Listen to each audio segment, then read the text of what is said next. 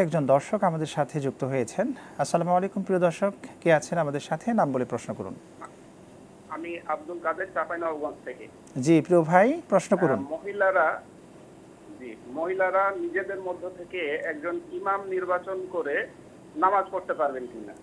ওকে, অর্থাৎ ইমাম হবে একজন মহিলা, সেই মহিলার পেছনে মুসল্লি থাকবেন আবার মহিলারাই। বিষয়টি হচ্ছে এইরকমটা। এই প্রশ্নের উত্তর নিয়ে আমরা আমাদের আলোচনায় ফিরবো। জি, যে প্রথমত মহিলাদের অঙ্গনে ইমামতি করে জামাতবদ্ধভাবে সালাত আদায় করবে, এটা পারমিটেড। ইসলাম এটাকে অনুমোদন দিয়েছে এবং এটাকে কেউ উত্তম মুস্তাহাবও বলেছেন। এটা জায়েজ এবং মুস্তাহাব। মহিলাদের মধ্যে থেকে ইমাম হতে পারবে? মহিলাদের মধ্যে থেকে ইমাম হতে পারবে, তার যদি ইমামতির কোয়ালিটি থাকে, সালাত বিশুদ্ধ, তেলাওয়াত সহ সালাতের যে সকল ইমামতির গুণাবলী যেগুলো আছে সেগুলো থাকলে মহিলাদের মধ্যে থেকে একজন ইমাম নিয়োগ করে তার পিছনে সকলে সালাত আদায় করতে পারবে। সেক্ষেত্রে সিস্টেমের একটু ভিন্নতা আছে দুইটা।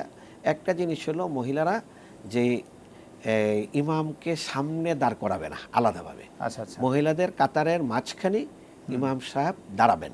আচ্ছা। এক। দুই নম্বর হলো মহিলাদের কেরাতের আওয়াজ তাদের পরিমণ্ডলে সীমাবদ্ধ থাকবে। সেই আওয়াজ বাহিরে অন্য কোনো পুরুষ বা মানুষরা শুনতে পারে মতো করে সে আওয়াজ করবে না।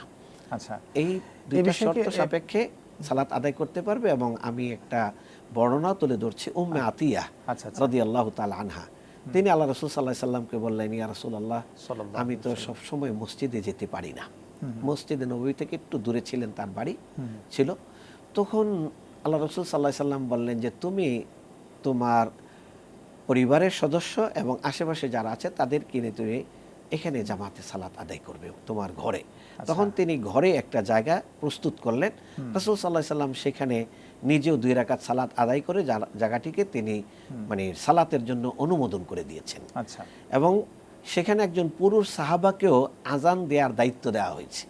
অর্থাৎ এখন কথা হলো যে পুরুষ যদি আজান দেয়, মহিলাদের জন্য আজান দেওয়ার অনুমতি নেই। আচ্ছা। তো পুরুষ আজান দিলে তিনি সালাত কোথায় আদায় করেছেন? হয়তো তার সালাত আদায়ের মতো ইমামতির সেই কোয়ালিটি ছিল না, অথবা তিনি সালাত আদায়ের জন্য মসজিদে নববীতে চলে গিয়েছেন আজানের দায়িত্বটা পালন করে দিয়ে। সেভাবে এটার উত্তর দেওয়া হয়ে থাকে। তবে মহিলাদের সালাত জামাতের সাথে আদায় করার এই বিষয়টি শরিয়া সম্মত এবং দালিলিক বিষয়।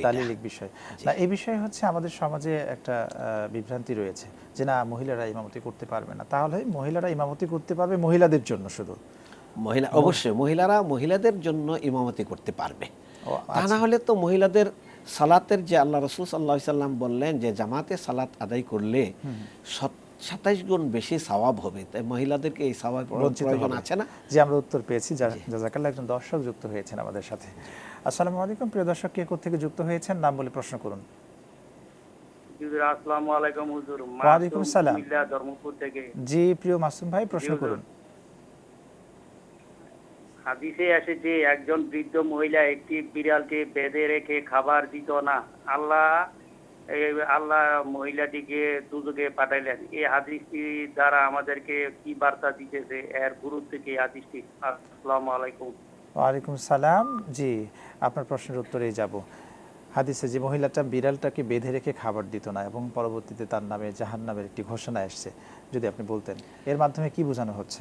প্রথমত এই ঘটনাটা কতটুকু বিশুদ্ধ এই বিষয়টা আমার কাছে খুব স্পষ্ট না। আচ্ছা আচ্ছা। কিন্তু আমরা মানবিক দৃষ্টিকোণ থেকে যে বিষয়টা বুঝি যে কোনো পশু প্রাণী কোনো কিছুকে কষ্ট দেওয়া, এটা কোনো অবস্থাতে ইসলাম স্বীকৃতি দেয় না, বরং এটাকে ইসলাম নিন্দা করে এবং গুনাহের কাজ বলে এটাকে আখ্যায়িত করা হয়। কারণ আল্লাহ রাব্বুল আলামিনের কোনো জীবকে যদি কেউ দয়া করে, ইরহামু মান ফিল আরদি ইয়ারহামুকুম মান ফিস সামা, পৃথিবীবাসীর উপর তুমি রহম করো, আকাশবাসী তোমার উপর দয়া করবে। তাহলে আকাশবাসী হলেন আল্লাহ রাব্বুল আলামিন। আল্লাহ তোমার উপর দয়া করবে তুমি যদি পৃথিবীবাসীর উপর সদয় হও। আমরা এই ক্ষেত্রে একটা বিশুদ্ধ রেওয়ায়েত পাই, বর্ণনা পাই যে বনী ইসরায়েলের জনৈক মহিলা বেশ্যাবৃত্তিতে লিপ্ত ছিল, অবৈধ কাজে।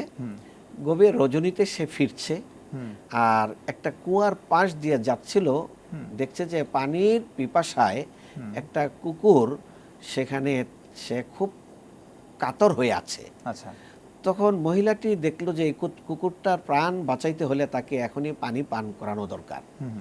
তখন তিনি পানি পান করানোর জন্য আশেপাশে কোনো পাত্র অথবা বালতি খুঁজে পাননি। আচ্ছা। তখন পায়ের মোজা খুলে, চামড়ার মোজা খুলে, তার গায়ের ওড়না দিয়ে রশি বানিয়ে তিনি কুয়া থেকে পানি উঠায়া এই কুকুরের প্রাণ রক্ষা করেছিলেন। হুম। এই জন্য আল্লাহ রাব্বুল আলামিন তার জন্য জান্নাতের সুসংবাদ দিয়েছেন। মাশাআল্লাহ, সুবহানাল্লাহ। আমরা তাহলে উত্তর বোঝা গেল পেয়েছি। যে কোনো পশুকে কষ্ট দেওয়া কষ্ট যাবে না, দেয়া যাবে বরং না। সদয় হইতে হবে আমাদের সকলের উপর। জি, শুকরান, অসংখ্য ধন্যবাদ।